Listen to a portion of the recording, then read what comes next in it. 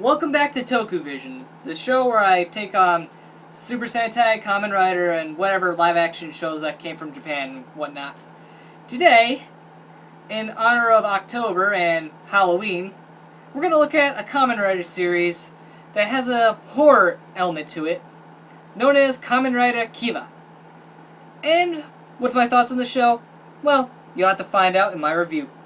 In 1986, at a funeral, a recently deceased man wakes up from his coffin and transforms into a monster, known as Fangeir. After he attacks a young woman, draining her of her life energy and turning her into a material similar to glass, the spider Fangeir is confronted by a woman named Yuri Aso, who attempts to destroy him as he escapes.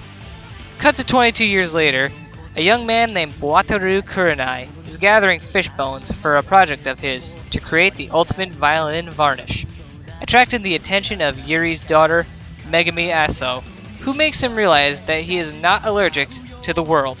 At first I was a little iffy on the idea of a separate storyline that takes place in 1986, but here it actually works. And there are connections between the two storylines. For example, the Monster of the Week and certain characters appear in both storylines.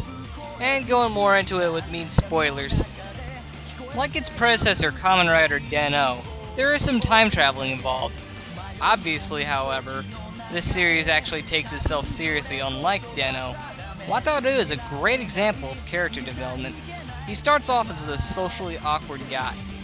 However, slowly but surely, he opens up to more people besides Shizuka. Yes, I hated that little bitch, but moving on. First there was Megami, and then characters like Naogo and Kengo show up. He makes violins with a goal of creating the ultimate violin, with some of the most unusual methods on doing it. And of course, the best thing about him is that he goes from the shy little shut-in to the badass Kamen Rider Kiva. Kiva! Oh! Yosha! Kiva って行くぜ! Kamen!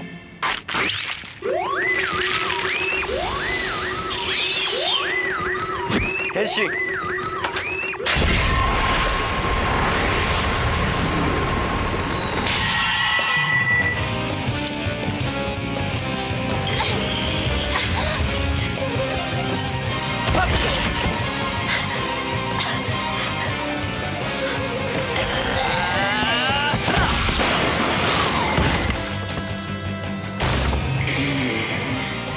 お前は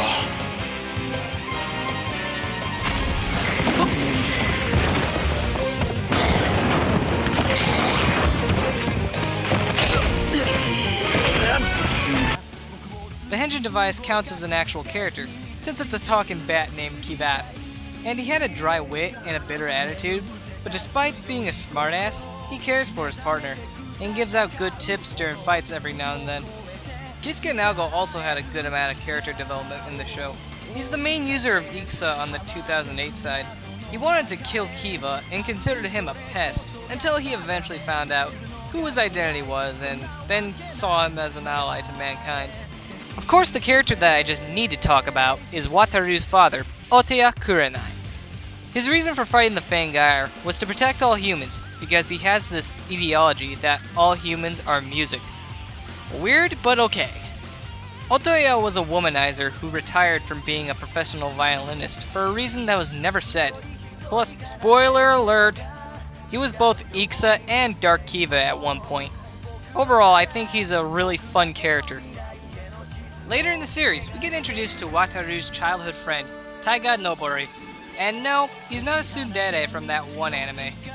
It's revealed later on that he's the firstborn son of Maya, the queen of the Checkmate 4, and the Checkmate 4's original king. I had mixed feelings about this character. On one hand, you've seen him do cool shit as both Saga and Dark Kiva, but on the other hand, he came off as kind of a douchebag. The Kiva suit itself is one of the very unique looking ones. Instead of having the usual bug motif, it has a bat one, and the overall suit has the chains on his shoulders and a good mix of red and black, and it just really fits with the vampire theme. The Ikusa suit is also pretty cool looking. While the Kiva suit was based on monsters, Ikusa's suit was based on a knight and the Christian cross. Multiple characters have taken the helm of Ikusa, with Kisuke Nago being the main user in the 2008 storyline. and to a certain extent Otoya in the 1986 storyline. Like in most tokusatsu, this show has some pretty good action. The Fangire put up a good fight, but Wataru surprisingly is no pushover either. When the chains on his right leg are opened up, Kiva can do his rider kick known as Darkness Moonbreak Attack, so powerful that Kiva's insignia will show up on any surface upon contact.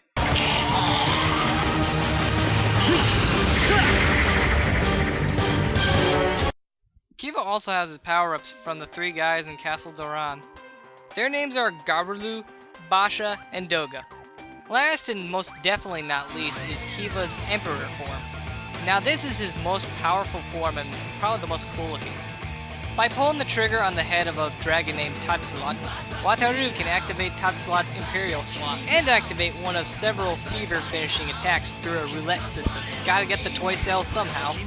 With this form, Kiva can destroy both the body and the soul of a Fangire. The music is another plus. The opening theme song Break the Chain is epic and it fits the show, especially once you get to the violin parts. The background music also fits well to the situations in the show. Whether you have a lighthearted moment or get to the serious parts, it really drags you in. If there's anything to complain about in this show, it's that the 1986 storyline, some of it was pretty slow at first, but it got better later on. Overall, Kamen Rider Kiva is a fantastic entry in the Kamen Rider series. If you're a fan of vampires, then you will definitely enjoy this series, and that's why I give Kamen Rider Kiva a 9 out of 10. And there's definitely no possible way you could ruin Wataru. Oh.